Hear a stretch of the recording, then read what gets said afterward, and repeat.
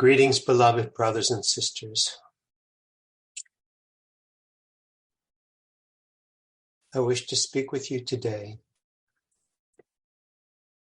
about the ease with which you can love everyone and everything.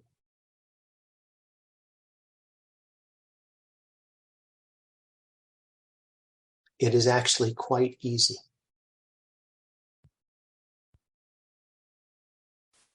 Everything you've been taught will try to convince you that it's hard, that it takes a long time, that it's not easy,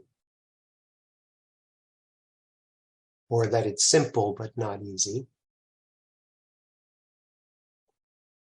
But it's actually very easy. The first thing to realize is that the difficulty you have in loving other people and loving yourself is because of what's called the tyranny of being right. Once you believe you are separated from God, you really feel like you are on your own. And being on your own, you need to find safety. In your need for safety, you need certainty.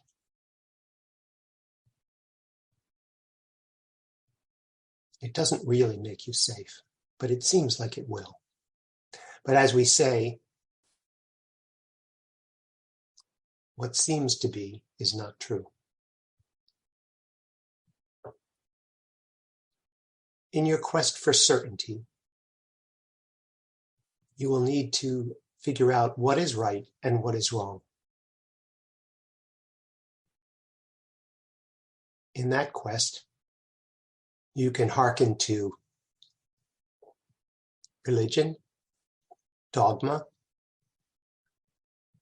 laws and rules, but mostly a way to keep your own thought system intact so you can know what is right and what is wrong and behave accordingly. You also need to know who is right and who is wrong as you look at them. All of this, while seeming to ensure your safety, actually weakens you, increases the fear in you,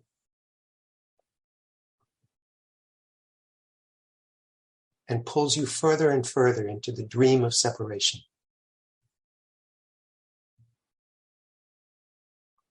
There's something called the tyranny of being right. It allows you, in the name of being right, to attack, to separate, to hate, to disparage, to diminish, to do all of these things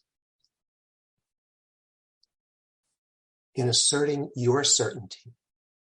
Basically, what you are saying is, I am innocent by virtue of your guilt. I am right. You are wrong. And this keeps the love from you.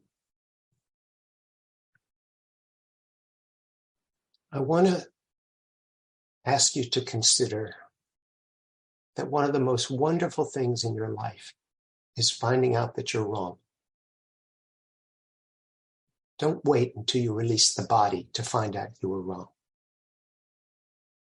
Let yourself find out now. You've been wrong about other people and you've been wrong about yourself. And it's a wonderful, wonderful realization. You aren't guilty. They aren't guilty.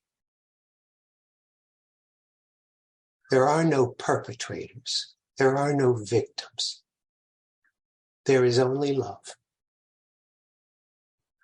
When you look at another person and you see them as distant from you because they seem to value things that you don't value, or they refuse to value the things that you do.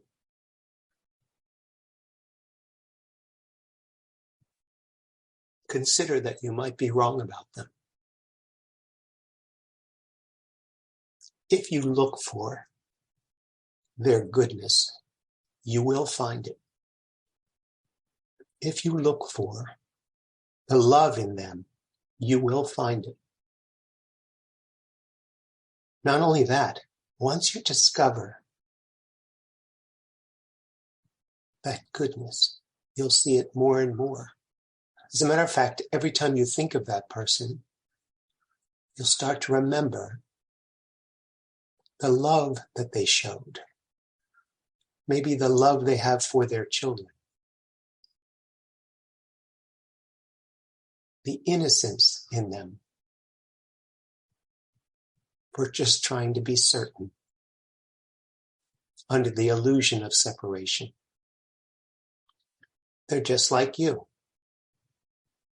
innocent. And their innocence is your innocence. Your willingness to love them is what allows you to love yourself. This is where happiness is concealed.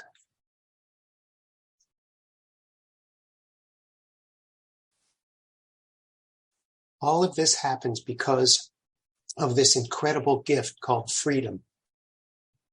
We have the freedom to look for love if we choose to, or look for separation if we choose to. We can pursue the tyranny of being right, or we can delight in our mistaken impressions of others and of ourselves. Use that freedom as your intention and your willingness to see God in others, to see light in others, to see innocence in others. You'll find that as you release your grip from their neck, you will breathe much more freely. There's a reason why in the Lord's Prayer I said, "Forgive us our trespasses as we forgive those who trespass against us." The two happen simultaneously. As we release our need to be right, we live in a wider space. We breathe more deeply. We let love in.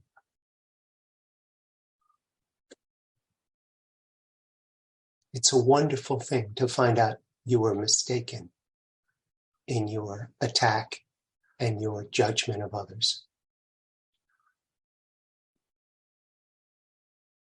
Innocence is easy to love.